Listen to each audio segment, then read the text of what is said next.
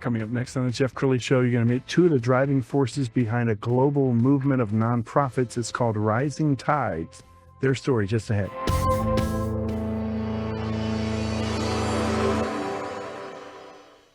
Many are predicting that the worst is yet to come, which is unfortunate, said one person here.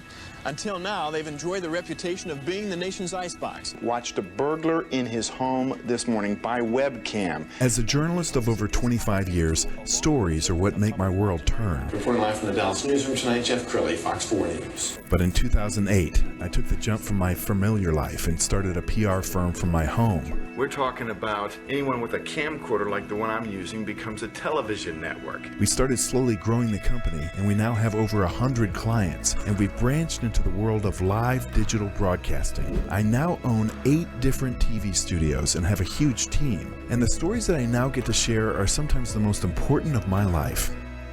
Life has a funny way of coming around full circle. This is the Jeff Crilley Show. Well, there's an old saying, there's 3 kinds of people on the planet. It's the people who make it happen, the people who watch it happen, and the people who say, what just happened? I've got 2 people who make it happen in my studio. They're with Rising Tides, Chris Wycoco and Jonathon McClellan. Thanks for coming on the show, guys. Thank you for having us. Absolutely. And I applaud you both for leading other-centered lives. So tell us about Rising Tides. Why don't we start with you, Jonathon? Well, Rising Tides essentially was a coffee shop conversation that turned into a global movement. We are a coalition of 501c3 nonprofits, foundations that are changing and saving lives around the world. And we are essentially, through the power of storytelling, bringing awareness and galvanizing support around issues that matter, that affect human lives today. And Chris, you and I have known each other for more than a year now, and I know you're very passionate about mental health. Yes. So tell us what you're bringing to this coalition.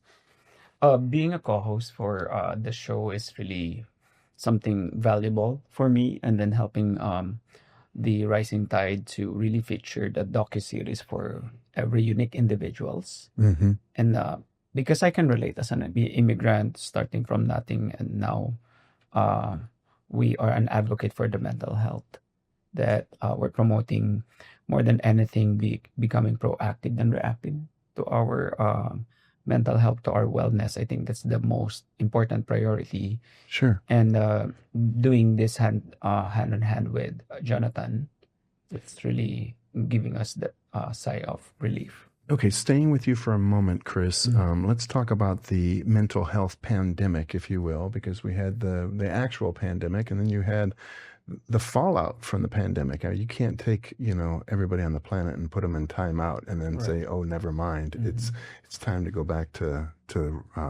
normalcy without repercussions. I think there are a lot of people who are hurting right now, and they're never going to go see a doctor. They're never going to see a therapist. So talk about the scope of the mental health epidemic that's out there right now. With the mental health, there's what you call struggle in silence. There are, even in the Philippines or here in the US, especially amongst men, there's at least 100 suicide every day in the US alone. Because the main reason they consider this taboo, they consider this as a sign of weakness, and it also shows amongst men that they're being less masculine if they're having this conversation. So that's why they have the tendency to implode. And when they feel the hopeless and helpless and emptiness, that is where the suicide kicks in. And it's very important to take the initiative and then to bind all the executive leaders and different demographics, and then bringing the existing mental health nonprofit organizations, especially in Dallas, to have that monthly mixers. And even in the docuseries, we cover that. Sure. We're going to show some video from our library. And Jonathon, I want you to weigh in on this because you guys are storytellers. So you're looking for other like-minded people to join your movement. Yes. Well, we're looking for stories. We're looking for the change makers, the everyday heroes, and the communities they serve. If you have a story, we want to tell it, but we need you to reach us. We have people who are ranging from industry execs from Netflix to people who are getting recognized on a regular basis from the president of Kenya, all in our coalition. And to really give you a better understanding of what we're doing, we are bringing to life the human faces, the untold stories, the ones who live in emotional poverty. Why? Because you matter and your story matters. Help us tell it. All right, I loved what you just said. Emotional poverty. What does that mean? Emotional poverty. Well, I like to think, or I tend to believe, that there is an emotional poverty line, actually, Jeff. The thing is that we all have emotional wellness.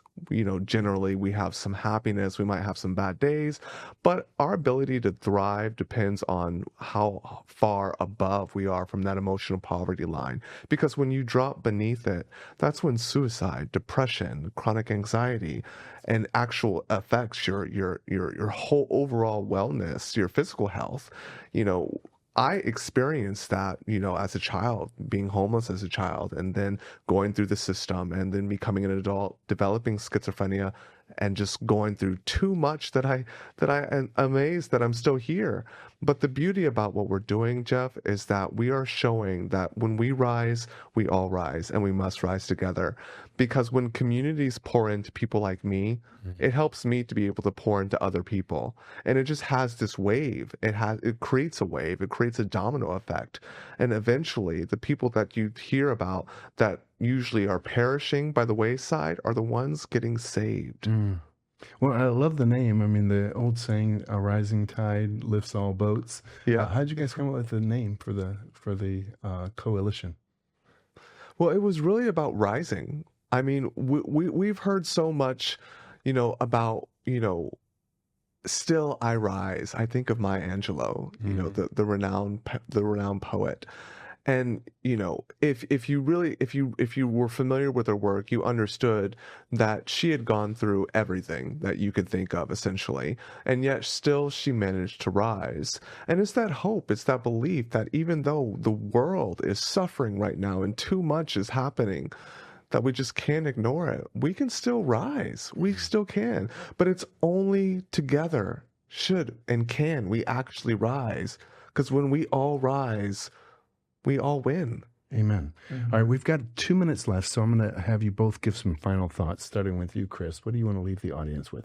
Well, representation really matters, and through this docuseries, The Rising Tides, people could resonate for different stories because they said, a story tells. And it's something that more than ever that we have to bring it in the front, enable for people to feel, and like you said about emotional poverty, that they are not alone on their journey. All right, Jonathan, we'll give you the final word. My final word is this is a call to action, essentially, at the end of the day. We are wanting the world to change, but are we willing to fight for the change? And if you are willing to fight for the change, then reach out to us. Find me. Go to my website, jonathonmcclellan.org. Check out some of the productions that we're releasing. We have one coming up this Friday on Honest Talks with Jonathon McClellan, a new feature film called Light in the Darkness. If you're an executive producer, if you're an industry insider, if you are somebody that works with distribution, we have a space for you, but we need you to fight for this. And certainly we will fight just as hard, if not harder. Outstanding. Great job, guys. We're going to have you back again soon. We're going to end with the website, which again is jonathonmcclellan.org. Jonathan and Chris, thanks so much for coming on the show. Thank you, for having us. Thank you. That's it for now. We'll see you next time.